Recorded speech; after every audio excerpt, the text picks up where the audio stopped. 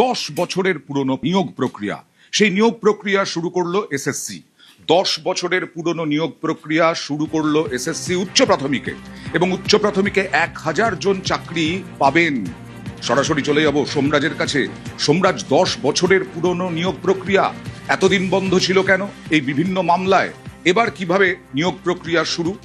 দেখো, উচ্চ প্রাথমিকের শিক্ষক নিয়োগ প্রক্রিয়া 2015 সালের বিজ্ঞপ্তি দিয়েছিল স্কুল সার্ভিস কমিশন, কিন্তু সেই নিয়োগ প্রক্রিয়া তারপর দীর্ঘদিন ধরে পরিচালনা হয়েছে। বিশেষ করে কলকাতা হাইকোর্টের পর্যবেক্ষণে এই নিয়োগ প্রক্রিয়া পরিচালনা করা হয়েছে। কিন্তু দেখা গেছে যে এই উচ্চ প্রাথমিকের নিয়োগ প্রক্রিয়ায় 12,000-এরও বেশি শূন্যপদ পূরণ হলেও মেধা তালিকায় থাকা 1,000-এরও বেশি চাকরি প্রার্থী তারা দীর্ঘদিন ধরে কাউন্সিলিংয়ের সুযোগ পাচ্ছিলেন না। আর এবার সেই কাউন্সিলিংয়ের সুযোগ করে দিল স্কুল সার্ভিস কমিশন। তার কারণ আজ কিছুক্ষণ আগে স্কুল সার্ভিস কমিশনের ওয়েবসাইটেই বিজ্ঞপ্তি জারি করা হয়েছে, যেখানে বলা হচ্ছে 1,000-এর জন্য বেশি যারা সফল রয়েছেন মেধা তালিকায় তাদের চাকরির জন্য কাউন্সিলিং শুরু করছে স্কুল সার্ভিস কমিশন। 21শে জুলাই থেকে কাউন্সিলিং শুরু হবে, 30শে জুলাই পর্যন্ত হবে কাউন্সিলিং।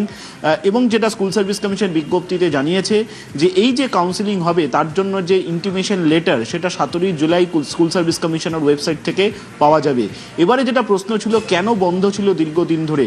2025 সাল থেকেই মূলত এই নিয়োগ প্রক্রিয়াকে বন্ধ করে রাখা হয়েছিল।